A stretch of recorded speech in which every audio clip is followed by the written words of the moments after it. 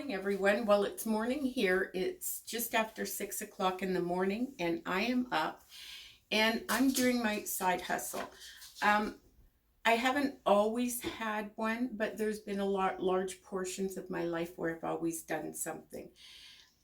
It helps out when you need extra money or you want to save for something that you can't do on your normal income. It can also provide a buffer if you change employment or you, like me, I get sick. So I can't take on a regular full-time job outside the house or even a part-time one because I have surgeries in that upcoming.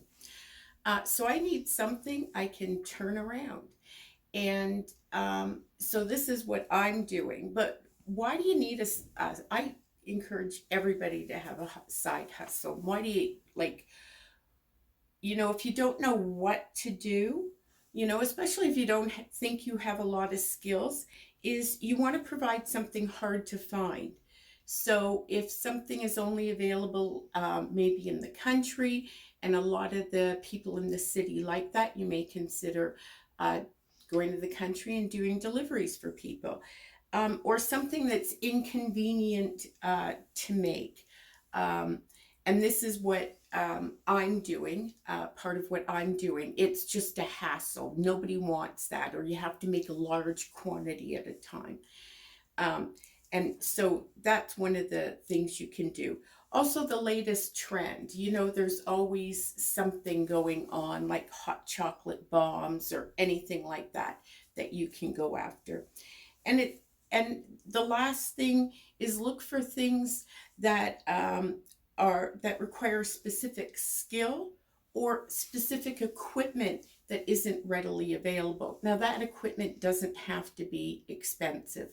It could be, well, let me show you what I'm doing. Now, these are just a small portion of the apples I will be doing this weekend.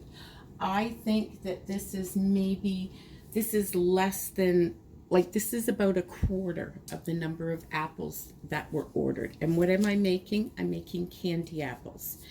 Now, candy apples aren't readily available right at Easter time. And one of the reasons is because any apples you buy commercially have wax on them. And you can't get candy apple mixture to stick to apples.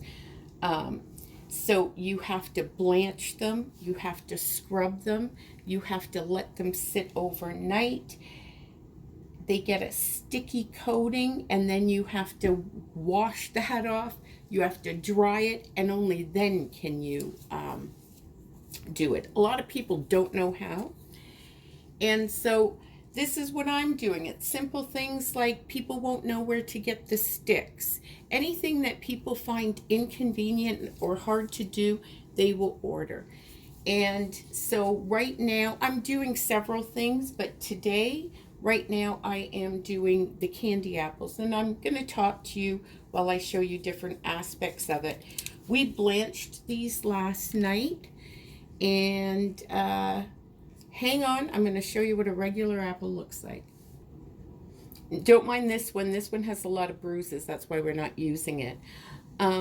This is a regular Granny Smith, and this is a Granny Smith apple after you blanch it and scrub it. Now, I've still got to wipe it off and dry it again before it, but it basically, it does damage the skin. It doesn't affect the taste. People don't even know what you've done to it.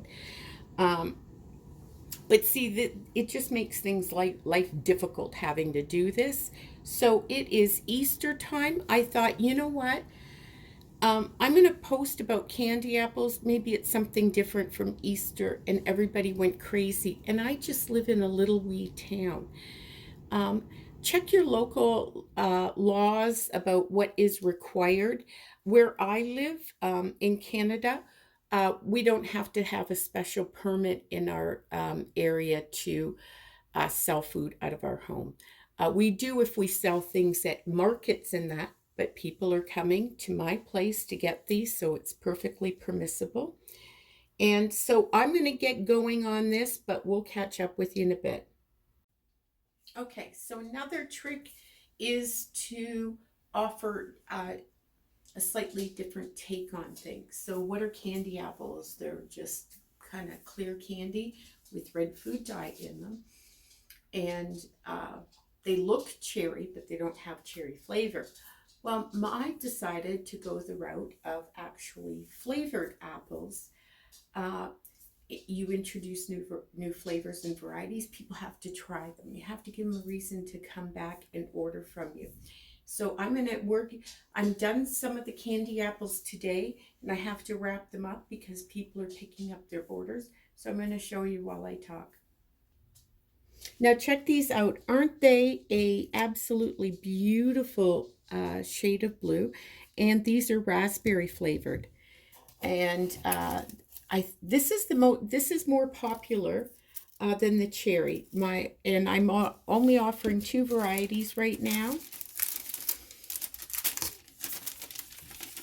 and one is blue raspberry, and the other one is red cherry.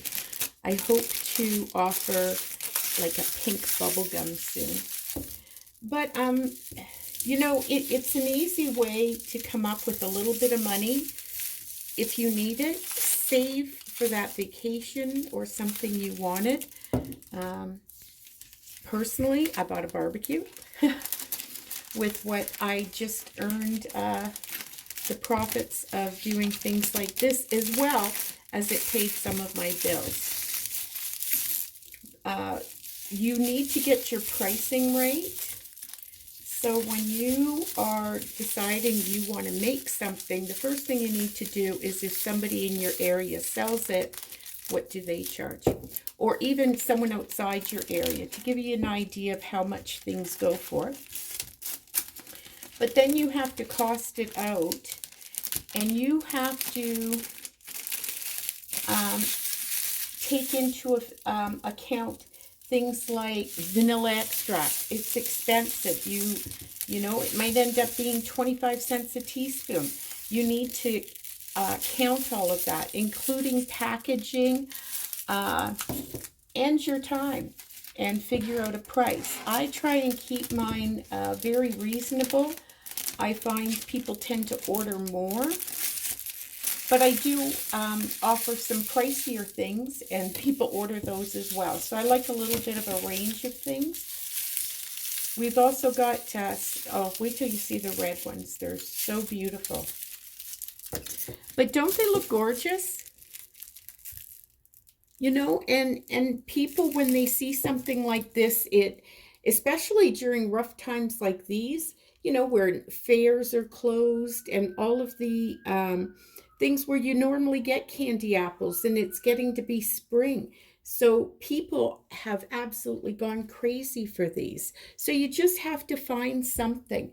These are super simple to make. You just got to figure out how to do it, and you can figure that out in a day. And then just go ahead and see what you can do. Now check out the red cherry ones. The shine on them, they're gorgeous, and they even smell like cherry. So I'm going to be showing you more of what I'm doing to give you ideas. And you know, if you're looking for a side hustle, it doesn't have to be cooking, but it helps because you usually already know how to do it, and you have the tools you need to. But think of things that are just, you wish you had in your area. See if you could provide it. Sometimes it's just a matter of bringing it in, maybe buying a lot of it wholesale and then distributing it locally from your home. But we'll also be showing you how I do a lot of these things. So even if you're just interested in learning how to do these things for birthday parties or just events, just keep on watching. I think we're going to have some lives as well, where I can help answer your questions on maybe where you can go to get some of the products and the supplies you need. So until then, I hope you kind of watch this little side hustle series, and we hope to see you again soon. Take care.